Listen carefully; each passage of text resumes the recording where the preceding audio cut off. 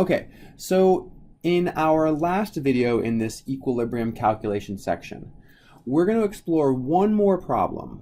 Okay, and this problem is going to look an awful lot like what we saw in the previous video, where our goal is to determine equilibrium concentrations. So concentration at equilibrium. Okay, so in this reaction, we're going to have acetic acid. I'm going to abbreviate that HAC, and this is aqueous.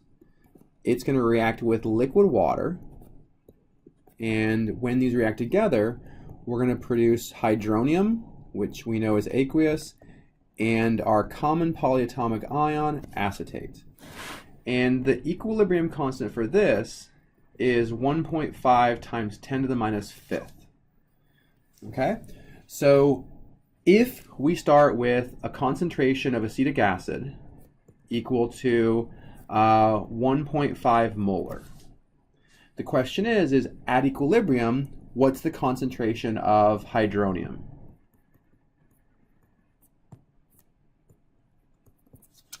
All right, so we are going to approach this with an ice table approach, just like we've seen before. ICE. Initially, we have 1.5 molar acetic acid. We're told nothing about hydronium or acetate, so it's 0. And notice here that water I'm leaving out, and that's because it's a liquid, and we don't care about liquids in equilibrium.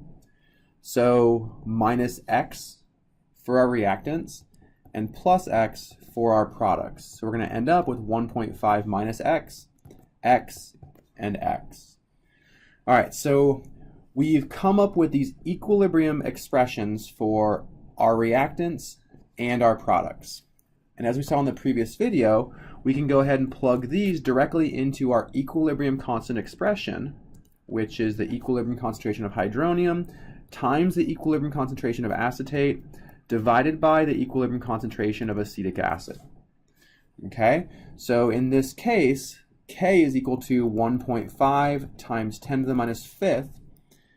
So this equals X times X divided by 1.5 minus X. Okay, and this is going to simplify to X squared over 1.5 minus X.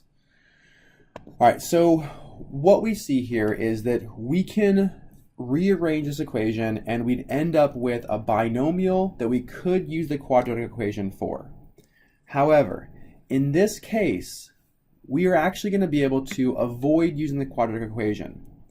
Okay, and the reason for that is since our equilibrium constant is really, really small, this means this reaction is only going to shift to make a small amount of products, right? Remember, when we have really small equilibrium constants, this favors reactants, not products.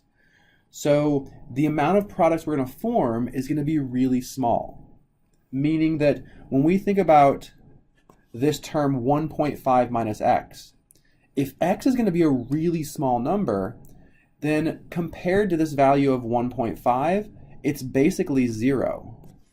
So in a situation where your equilibrium constant is really small, and this value here, the initial concentration of your reactant, is not really small, then you can take this shortcut where we can simplify this to 1.5 times 10 to the minus fifth equals X squared divided by 1.5.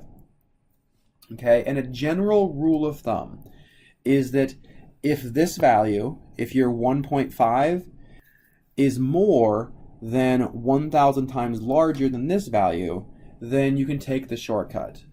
And the way you can show that is to take 1.5 divided by 1.5 times 10 to the minus fifth. So take these two divided by each other.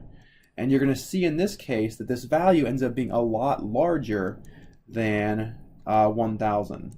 In this case, it ends up being 100,000. So since this value is greater than 1,000, this is a safe assumption. We can take this shortcut. And the really nice thing is that this makes the algebra a lot easier, and we can solve for x in a much easier way. So we rearrange this. We have x squared equals 1.5 times 1.5 times 10 to the minus fifth. So x squared equals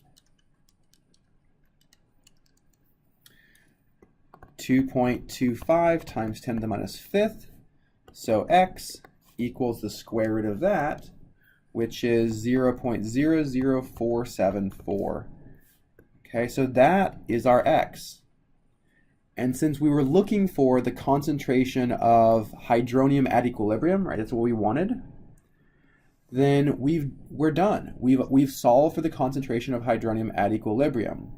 X is the equilibrium concentration, so it's 0.00474 molar.